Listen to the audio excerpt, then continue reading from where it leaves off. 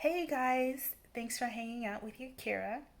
And today I wanted to share with you guys some personal things. It's been a minute since I've shared anything personal with you guys, but I think that now is the perfect time because I am about to undergo um, something like a journey that I believe needs to be documented.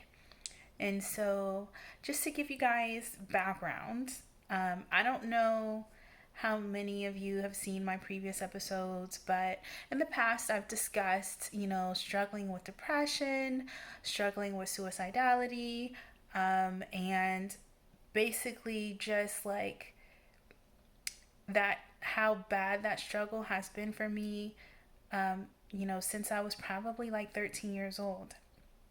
So, um, I go through phases in my life where that it's a constant battle. And so for the longest time, I woke up every day, you know, um, dealing with and trying to fight off depression and suicidality.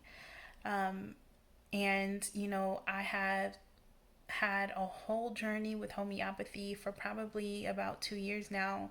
And that has helped me tremendously to know what it's like to have a day where I don't feel that. Um, and that was my first experience, I think, in my life where I didn't. And so that was a tremendous deal. I don't know if you guys know what homeopathy is, but that's not what today's episode is about. So, um, you know, I can make an episode about it if you want me to, in a different episode. But um, so basically, I have a background in which um, my mother, well, my father died when I was 7 or 8 years old. And um, while he was in the hospital, he was in the hospital for like 8 months. And it was just this long, slow process of watching him pass. And in that time frame, I believe my mother was hospitalized um, twice. And I think the second time I was taken into custody um, and became a ward of the state and had to um, go into foster care. And so, um, just the time period before, like, my mom was committed for developing schizophrenia at that time, um, I, had to like try to feed her, try to take myself to school. She became catatonic after my father had a heart attack and just refused to move. Like, never moved, just sat in one place all day and night and didn't eat, lost so much weight. And it just felt like, even though her body was present, that I lost my mom at the same time. Um, anyway, so, I spent a number of years trying to be her caretaker secretly because I didn't want to be taken away from her after having experienced that, already. We just kind of kept it a secret and I never told anybody. But I don't know if you guys know what schizophrenia is, but it's a disease um, of the mind where people can become paranoid, mostly because they start to hear and see things that aren't necessarily actually there. And of course, from a spiritual perspective, we could delve into all the many things that could be. But from a psychological perspective, it's basically just hallucinations that lead to erratic behavior, um, or, paranoia, um, and different things like that. So, living with someone who was schizophrenic, and I didn't know because I couldn't tell anybody that I was her caretaker. And me being a minor and with HIPAA violations, they couldn't tell me what her condition was. And because I was a minor, they didn't feel like it was necessary to inform me that she had schizophrenia. So I didn't find out she had schizophrenia until after I turned 18. Um, Either way, I had to deal with a lot of different things. I never got to grieve my father because I had to step in and take care of my mother, and I had to um, be present with my mother. And it took me forever to realize that a lot of the things that happened between us as I was growing up is a result of her schizophrenia. Um, and I think that was really hard for me to process. I mean, as an adult, it was hard for me to process that, I felt like she was mean to me, and I felt like I didn't consider it abuse until like recently, but it was, like abusive, and um and sometimes violent, sometimes just erratic, you know, and and we basically just had a tumultuous relationship because of that. And I think that there are a lot of things that she said to me, and it's so unfortunate because it's hard as a child to separate the things that your parents say to you when they have a disease, and to like put it on the disease rather than to put it on them as your mother or whatever. But there are things that she has said to me that are like ingrained in my mind, and I can mention it to her today and she'll be like, I never said that to you. I don't know what you're talking about. Um, and I remember having a conversation with her one day when I was like, that was so hurtful. Like, and it's ingrained in my mind. And she was like, wow, that does sound hurtful. I don't think I would ever say that to you. Why do you think I said that to you? And, and I guess, I have to try to place it. Now it's up to me to place those things on her disease rather than a reflection of who she is and her love for me, and trying to separate those things. But it's difficult because you don't do that when you're a child. And so when someone says things about you and they're negative and they say them for so long, then you believe them. And so it's your job as an adult then to um, rewire your brain to not believe those things that were said about you, which in and of itself can be such a difficult journey. And I know that I've struggled with it because now my like self-worth and self-value and ability to love myself has been compromised, based on the ideas that were placed in my head in my childhood about myself. Um, and even though I have so many wonderful, amazing, incredible people in my life who tell me that, like, I am a bright light, you know, um, it's just like hard for me to see that myself.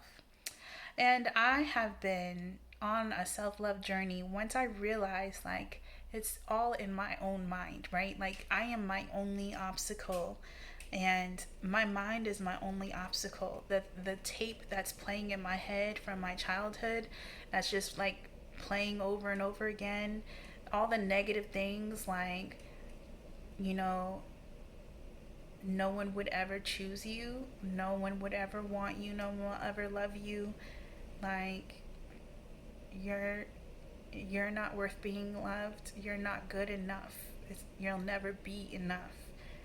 um, those kinds of things that resonate in my head, and no matter like what other people see it, you know if I don't see it in myself, then it's kind of useless. And so I've been doing so many different things over the years to change that tape in my head. I have done hypnosis, I have done positive affirmations.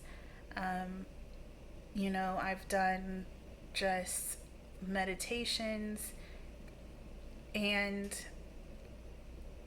it seems as though I can get to a certain level where I'm like, yeah, I deserve these things. I'm this, I'm that. I am divine feminine. I am a warrior queen. I am all these things. And at the end of the day, when it's time for me to, I think that relationships are a reflection of your um, of like your heart. It's like of your heart space and where you are with yourself. So it's almost like relationships are an outer portrayal of your, like, I don't know, innermost um, projections. Does that make sense? And um, so if you are in a place where you are not happy with yourself and you don't believe in yourself and you think you deserve to be treated badly, then that will project outwardly into your relationships, and you will find people who treat you badly, to like a self-fulfilling prophecy. And so the idea then is to get into a space where internally you um, develop the sense that you deserve to be treated well, that you deserve to be loved without working for it, that you deserve um, to experience joy and happiness, and then the things around you will begin to reflect that. And I think on some level, I have been able to project that into my outer experience, because the people who surround me now are the most positive people.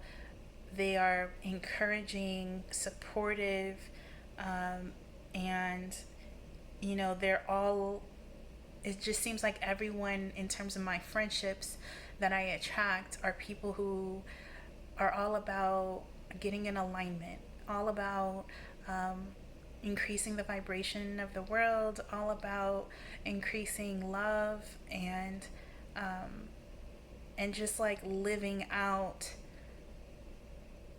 um, life's purpose, which to me is just simply like living in love and truth and peace, and finding that for yourself, and increasing the world's vibration by finding heart coherence, by finding a love and a joy so full in your heart that has no choice but to overflow and infect everyone around you.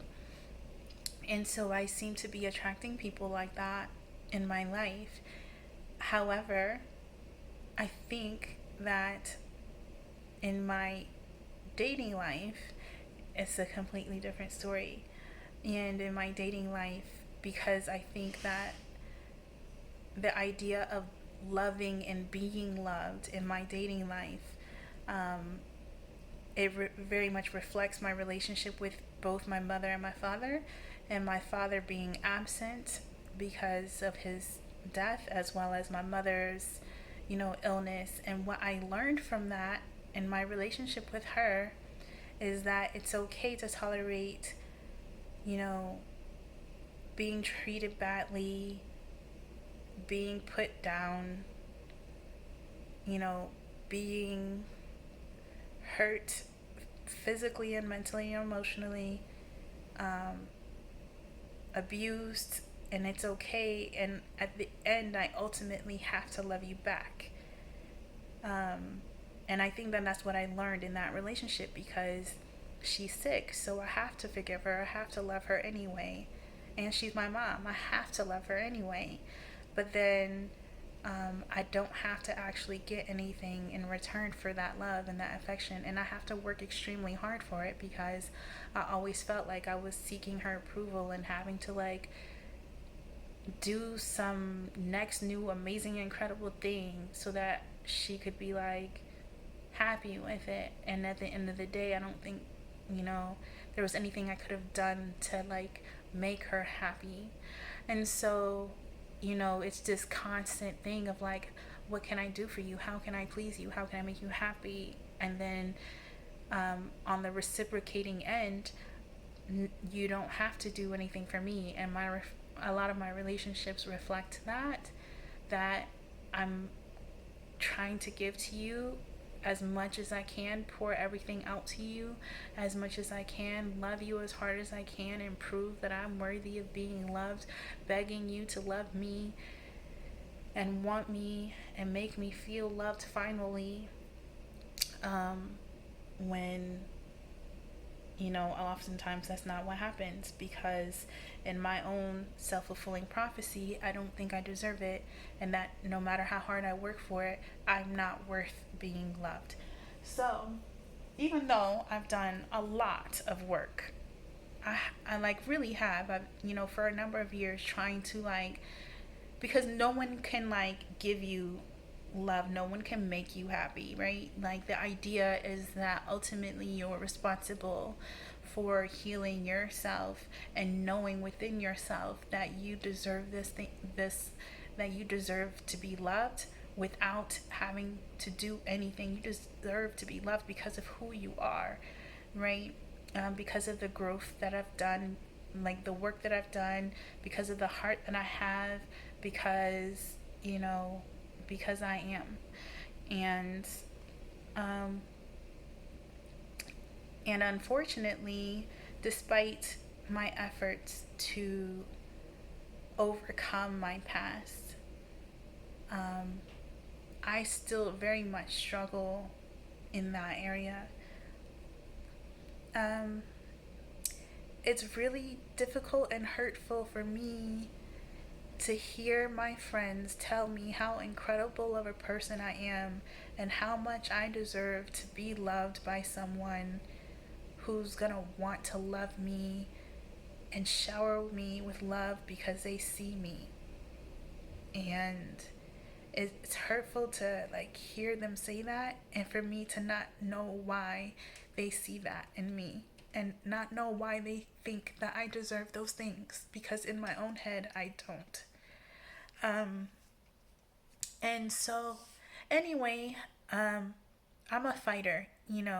That's one of the things about me, is that I fight, and I sometimes I do get tired and get frustrated, and I don't know what to do with myself. But at the end of the day, when I want something, one of the things about me is that I'm going to go get it. I will find a way.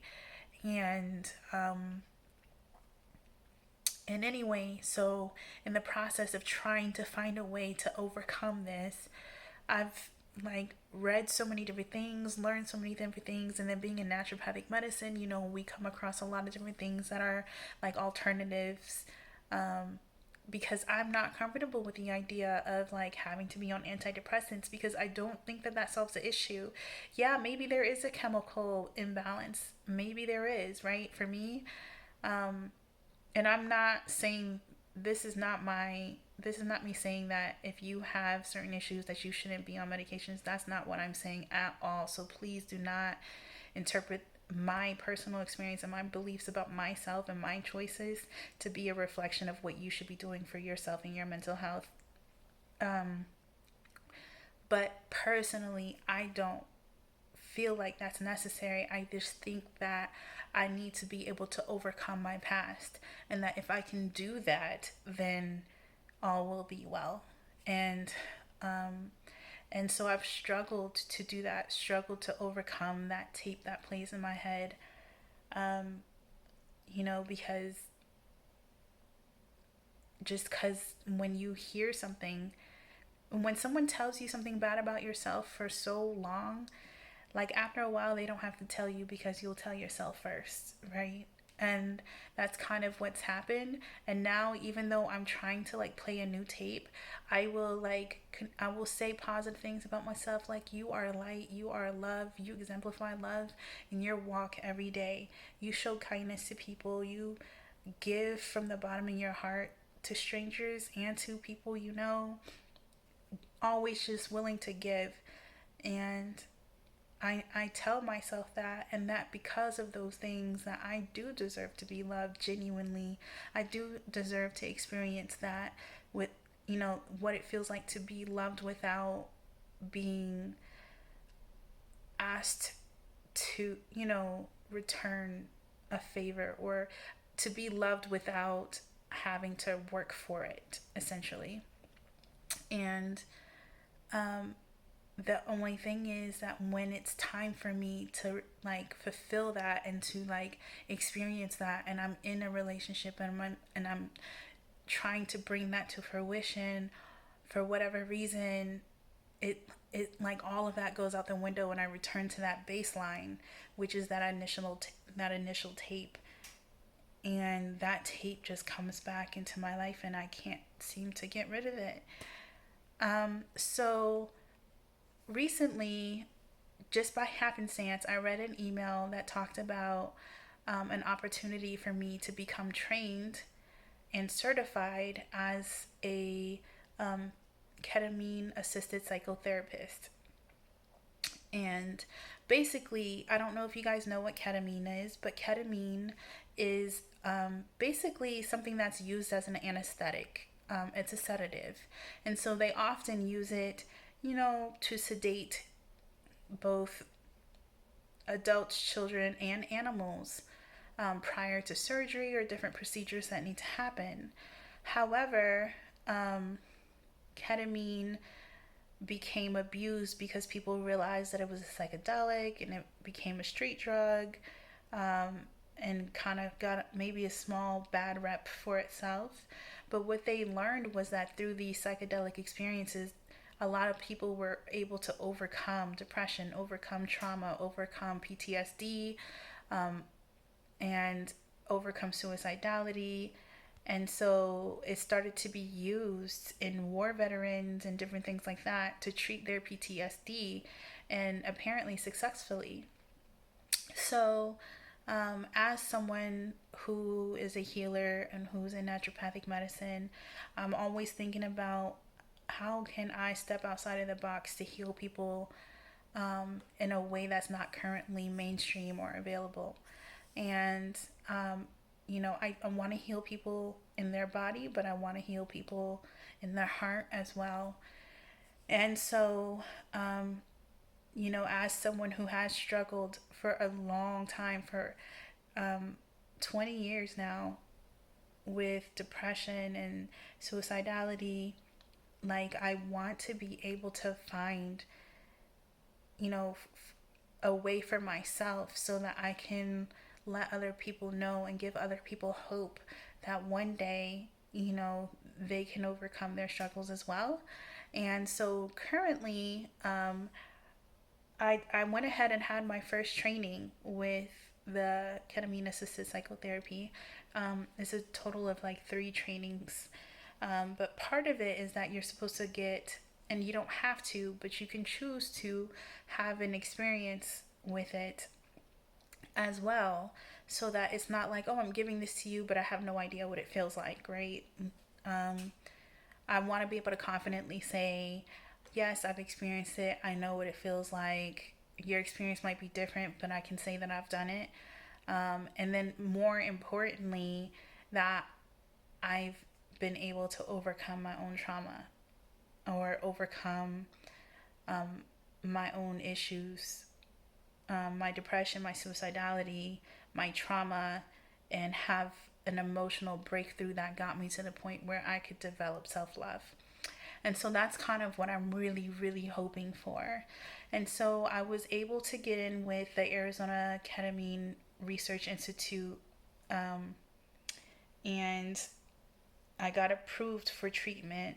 And so I'm supposed to be beginning my treatment in 2 days. And I'm really excited about it.